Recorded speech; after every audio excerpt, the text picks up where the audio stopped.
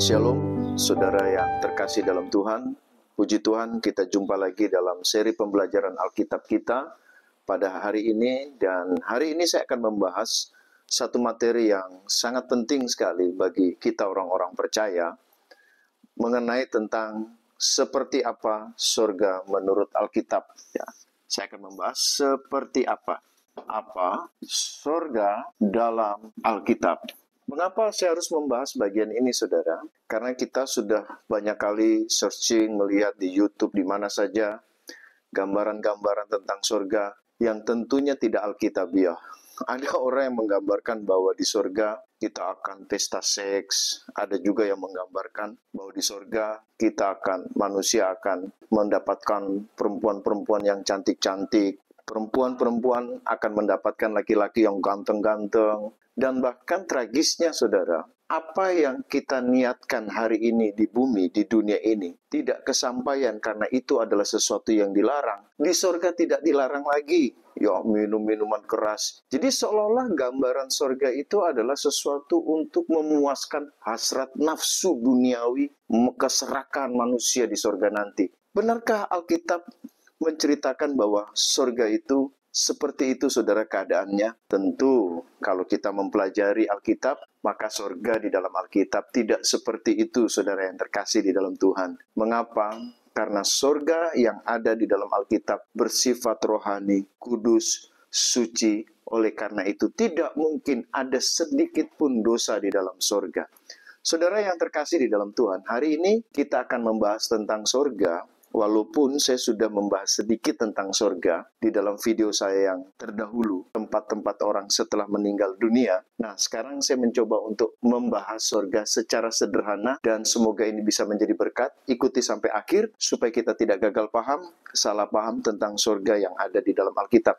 Kita akan membahas tentang di manakah surga itu berada, yang pertama. Yang kedua, kita akan membahas tentang bagaimana kita yakin bahwa surga itu benar-benar ada. Yang ketiga, bagaimana keadaan surga. Jadi ada 3 pembahasan. Yang pertama, di manakah surga itu berada. Yang kedua, bagaimana kita yakin bahwa surga itu benar-benar ada. Dan yang ketiga, bagaimana keadaan kita nanti di surga. Saudara yang terkasih di dalam Tuhan, banyak orang berbicara tentang surga, tetapi sampai hari ini sangat kesulitan untuk menentukan di mana posisi surga hari ini. Oke, saudara yang terkasih di dalam Tuhan, kalau kita berbicara tentang surga, ya, ketika kita berbicara tentang surga, maka di dalam bahasa Indonesia, di dalam budaya kita yang kita bayangkan adalah tempat tinggalnya Tuhan yang begitu indah, mulia, dan suci. Ya, tetapi ketika kita berbicara tentang langit, maka konsepnya berbeda.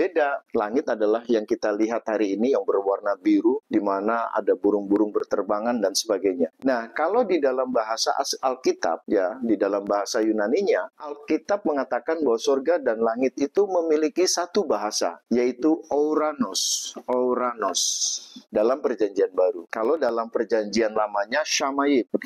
Shamayim. Jadi di dalam Alkitab itu ketika kita berbicara surga, ya kita berbicara langit. Ketika kita berbicara langit, kita juga berbicara tentang surga. Oke, saudara yang terkasih di dalam Tuhan, maka kita dapati di dalam Alkitab ada tiga tingkat surga. Mari kita bahas satu persatu secara singkat, karena ini sudah saya bahas di materi sebelumnya.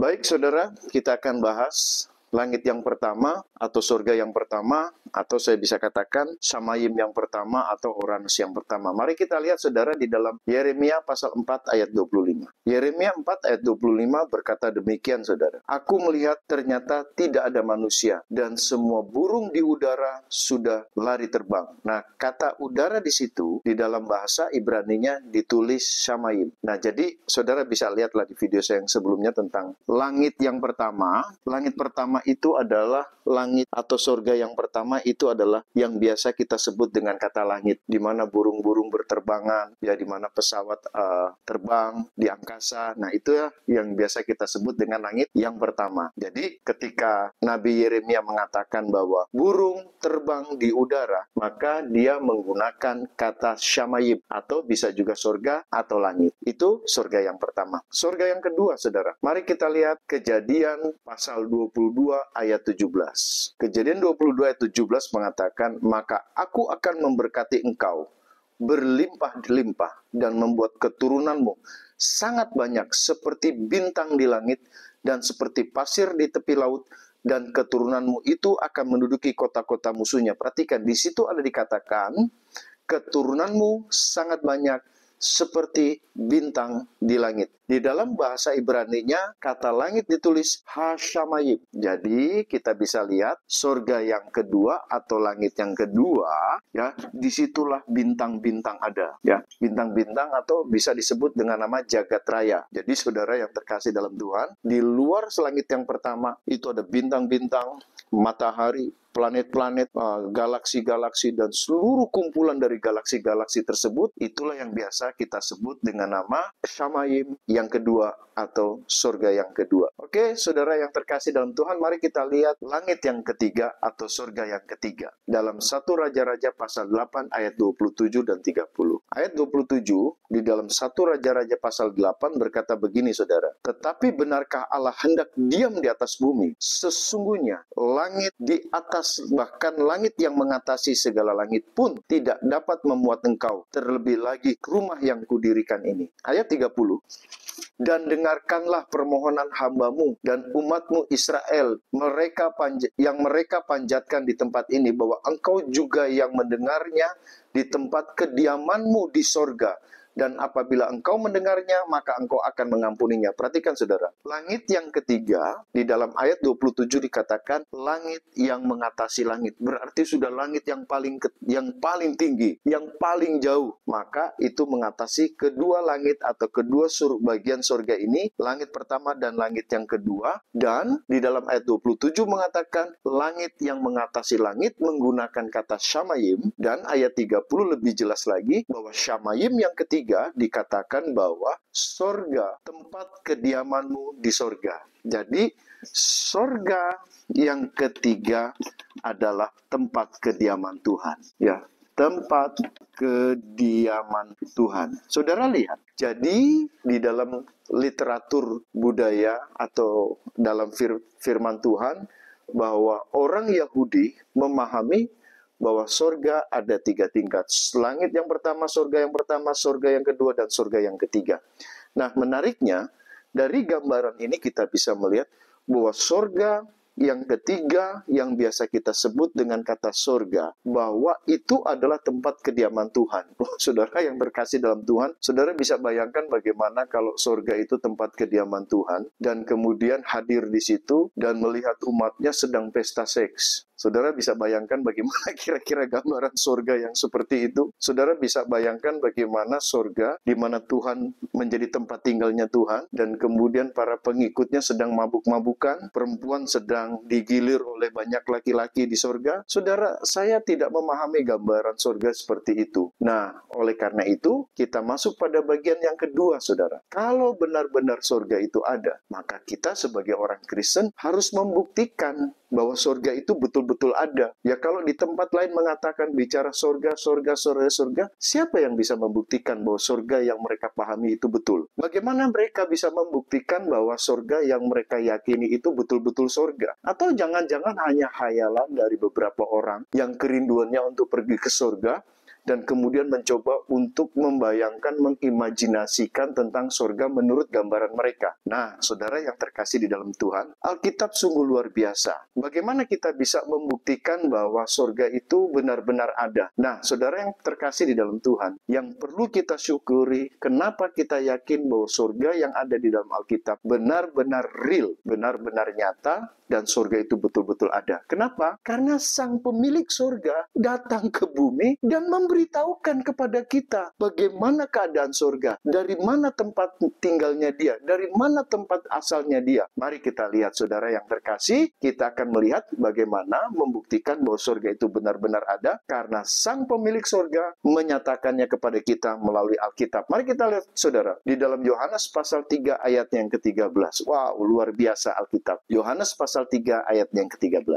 Ini adalah perkataan Yesus yang dia sampaikan kepada para murid-muridnya, berkata, tidak ada seorang pun yang telah naik ke surga, melainkan daripada dia yang telah turun dari sorga, yaitu anak manusia. Saudara yang terkasih di dalam Tuhan, ayat 13 dalam Yohanes pasal 3 ini membuktikan bahwa Yesus itu asalnya bukan dari bumi. Dia berasal dari sorga. Ya, kalau dia berasal dari sorga, berarti dia bukan manusia biasa. Dia adalah pemilik sorga yang datang ke dunia, mengambil wujud manusia untuk berbicara kepada manusia, untuk memberitahukan bahwa sorga itu ada dan bagaimana cara ke sorga, dan memastikan bahwa orang yang percaya kepada Yesus sang pemilik sorga itu pasti akan diberikan tempat di sorga nanti. Jadi saudara yang terkasih dalam Tuhan, kita bisa lihat dalam Yohanes 3:13 tadi yang kita sudah baca ya saudara ya, dalam Yohanes 3 ayat 13. Jadi saudara yang terkasih dalam Tuhan, kita bisa lihat kembali di dalam Yohanes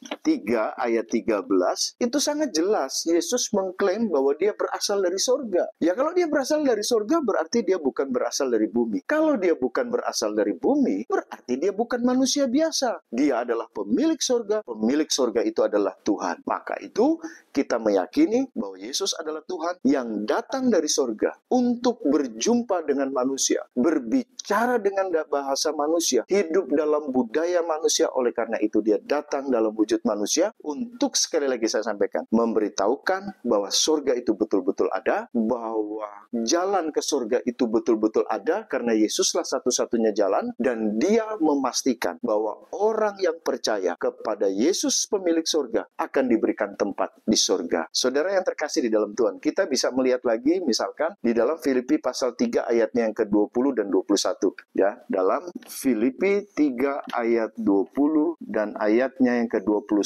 Mari kita baca saudara. Firman Tuhan berkata begini, karena kewargaan kita adalah di dalam surga. Saudara lihat, kita yang percaya kepada Yesus sang pemilik surga. Yesus memberikan satu kewarganegaraan yang baru. Kita bukan hanya warga negara Indonesia, tapi Alkitab mengatakan bahwa kita adalah warga kenegaraan surga. Dan dari situ juga kita menantikan Tuhan Yesus Kristus sebagai juru selamat yang akan mengubah tubuh kita yang hina ini sehingga serupa dengan tubuhnya yang mulia menurut kuasanya yang dapat menaklukkan segala sesuatu kepada dirinya. Jadi saudara yang terkasih dalam Tuhan, Yohanes 3 ayat 13 menyatakan bahwa Yesuslah pemilik surga, datang ke dalam dunia dalam wujud manusia, memberitahukan bahwa surga itu ada. Ya, jadi saya kasih gambarannya kayak gini lah kira-kira. Yesus berasal dari surga. Dia datang ke dunia dalam wujud manusia. Untuk apa dia datang dalam wujud manusia? Supaya dia hidup dalam budaya manusia. Budaya manusia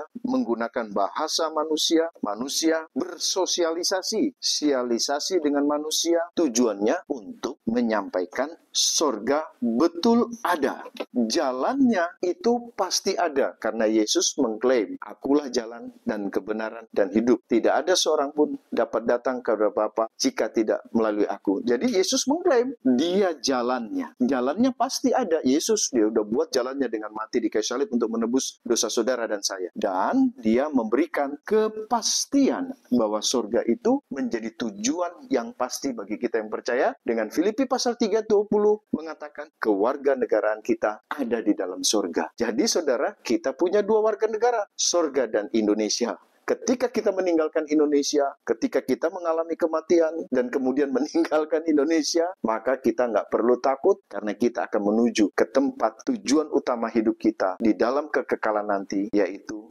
surga. Oke, saudara, mari kita lihat lagi di dalam Yohanes 10 ayat 28-29. Wah, ini luar biasa, saudara. Karena banyak orang mengatakan begini, coba buktikan kepada saya satu ayat saja yang membuktikan bahwa Yesus itu Tuhan dengan perkataannya sendiri. Mari kita lihat bahwa Yesus membuktikan dia Tuhan dengan perkataannya sendiri dan menjamin kita ke surga di dalam Yohanes 10 ayat 28 dan 29. Mari kita lihat, saudara. Perhatikan, ini pembicaraan Yesus dengan murid-muridnya. Dia berkata begini, saudara. Dan bukan cuma murid-muridnya, ada orang-orang Yahudi di situ yang mendengarkan perkataan Yesus. Ini Yesus yang bicara loh ya, saudara. Yesus bilang begini, dan aku memberikan hidup yang kekal kepada mereka. Saudara lihat, saya tanya sama saudara, siapa yang berhak mengizinkan untuk masuk ke dalam surga? Siapa yang berhak untuk menentukan seseorang masuk dalam surga? Kita aminkan satu-satunya pribadi yang bisa mengizinkan orang masuk ke surga cuma Tuhan. Karena surga milik Tuhan. Tadi langit langit yang ketiga. Surga milik Tuhan, maka hanya Tuhan yang berhak menentukan seseorang masuk surga atau tidak. Perhatikan, di dalam Yohanes 10 ayat 28, Yesus mengklaim dengan mulutnya sendiri, dia mengatakan bahwa dia Tuhan karena dia melakukan pekerjaan yang hanya dilakukan oleh Allah untuk mengizinkan siapa yang bisa ke surga. Perhatikan, dan aku di sini Yesus, memberikan hidup yang kekal. Saudara lihat, hidup yang kekal di surga. Dan ke surga itu cuma Yesus yang memberikan izin untuk tinggal di surga, memberikan izin untuk masuk ke surga. Jadi saudara, dari ayat ini sudah kita bisa melihat bahwa Yesus adalah Tuhan, dia pemilik surga, dan dia datang dari surga untuk ke bumi menyampaikan berita kabar baik kepada kita. Dia sudah sediakan tempat di surga supaya kita yang percaya pasti ke surga. Jadi saudara yang terkasih di dalam Tuhan, dan Alkitab mengatakan selanjutnya, dan mereka pasti tidak akan binasa sampai selama-lamanya. Saudara lihat, sangat menarik sekali ayat ini. Perhatikan, Yohanes 10 ayat 28 dan 29. Yesus Tuhan. Apa buktinya Yesus Tuhan? Dia mengatakan punya hak ya untuk memberikan manusia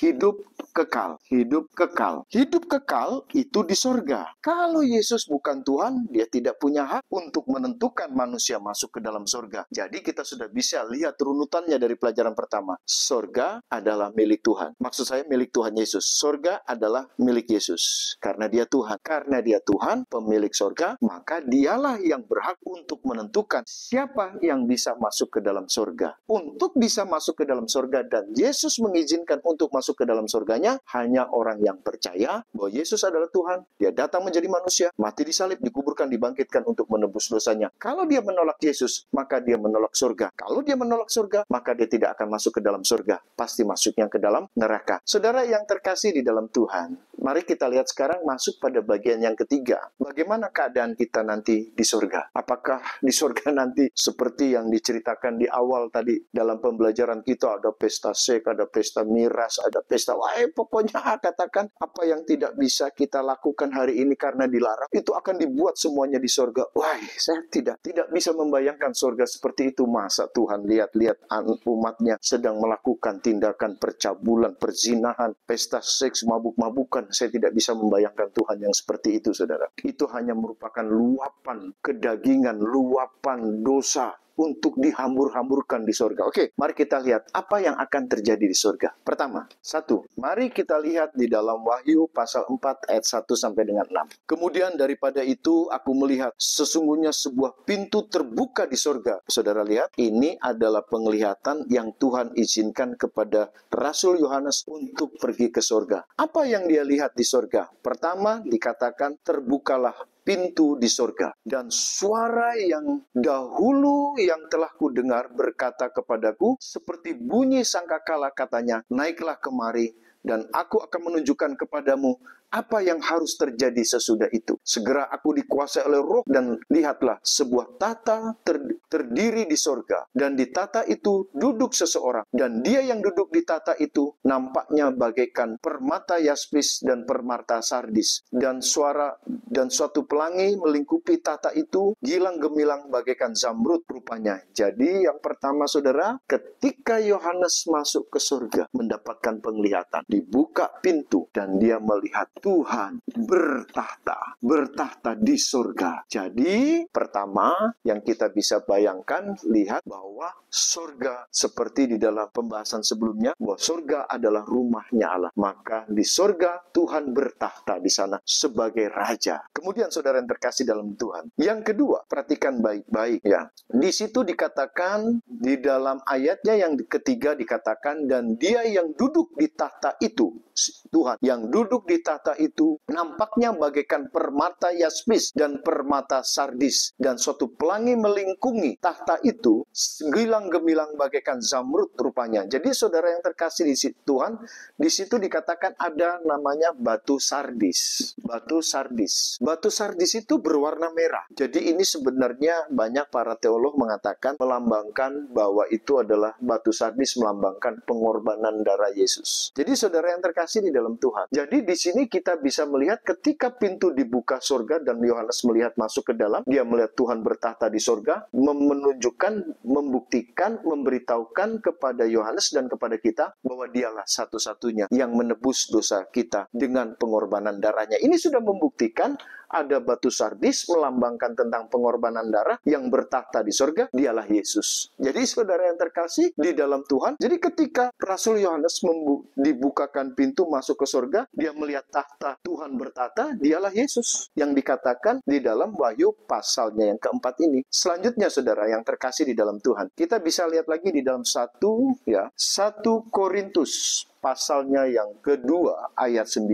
1 Korintus pasal 2 ayat 9 berkata begini saudara. Tetapi seperti ada tertulis, apa yang tidak pernah dilihat oleh mata dan tidak pernah didengar oleh telinga dan yang tidak pernah timbul di dalam hati manusia, semua yang disediakan Allah untuk mereka yang mengasihi Dia. Perhatikan, apa yang kita dapat di surga? Alkitab mengatakan apa yang tidak pernah dilihat oleh mata, tidak pernah terdengar oleh telinga, yang tidak pernah timbul di dalam hati manusia, itulah yang akan disediakan oleh Tuhan.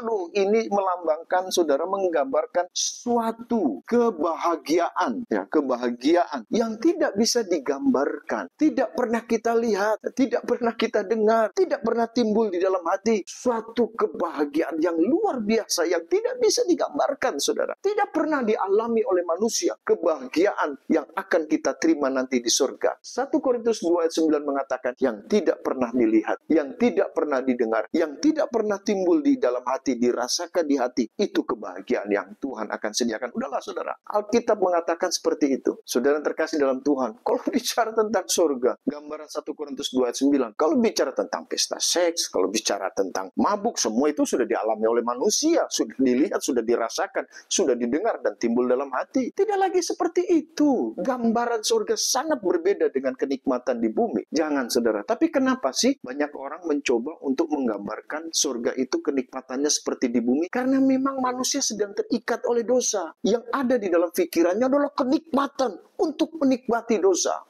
Bukan seperti itu gambaran surga, saudara. Yang selanjutnya, nah oleh karena itu saudara yang terkasih dalam Tuhan, seperti di dalam 1 Korintus 2 ayat 9 ini mengatakan apa yang tidak pernah lihat, apa yang tidak pernah didengar, yang timbul dalam hati, kita tidak bisa bayangkan semuanya itu. Kenapa? Karena otak kita ini terbatas dan otak kita ini sudah tercemar oleh dosa, sehingga tidak mampu untuk memahami, tidak mampu untuk merasakan kenikmatan yang begitu luar biasa yang Tuhan berikan kepada kita. Selanjutnya, kita lihat di dalam 1 Korintus 2 ayat 10 sampai 12. 1 Korintus 2 ayat 10 sampai 12. Mari kita baca saudara. Baik, kita lihat 1 Korintus 2 ayat 10 sampai 12 berkata begini. Karena kepada kita Allah telah menyatakannya oleh Roh Kudus yang ada di dalam diri kita. Sebab Roh menyelidiki segala sesuatu, bahkan hal-hal yang tersembunyi dalam diri Allah. Siapa gerangan di antara manusia yang tahu apa yang terdapat di dalam diri manusia selain roh manusia sendiri yang ada di dalam dia? Demikian pula lah, tidak ada seorang pun yang tahu apa yang terdapat di dalam diri Allah selain roh Allah. Kita tidak menerima roh dunia, tetapi roh yang berasal dari Allah, supaya kita tahu apa yang dikaruniakan Allah kepada kita. Saudara terkasih di dalam Tuhan, mengenai kenikmatan surga, Alkitab tidak menyingkapkan secara detail. Kenapa saudara? Hanya dapat dipahami ketika kita memiliki Yesus di dalam hati, ketika kita memiliki roh Allah di dalam hati.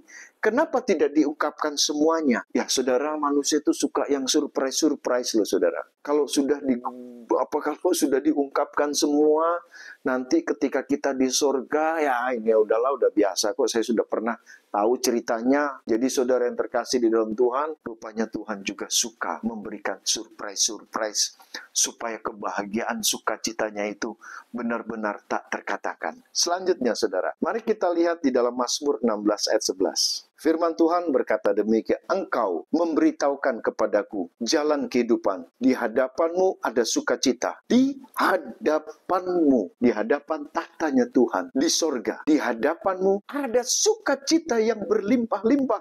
Di tangan kananmu ada nikmat senantiasa. Jadi saudara, pemazmur menggambarkan keadaan sorga itu udahlah. Alkitab menyatakan ada sukacita yang berlimpah. Sukacita itu nggak bisa dibayangkan. Tidak bisa dilukiskan, tidak bisa digambarkan. Udah pokoknya saudara, kita menantikan surga. Satu tempat di mana tidak ada lagi tangisan di sana. Satu tempat tidak ada lagi rintihan di sana. Satu tempat tidak lagi sakit penyakit di sana. Yang ada hati kita penuh dengan sukacita, penuh dengan kedamaian.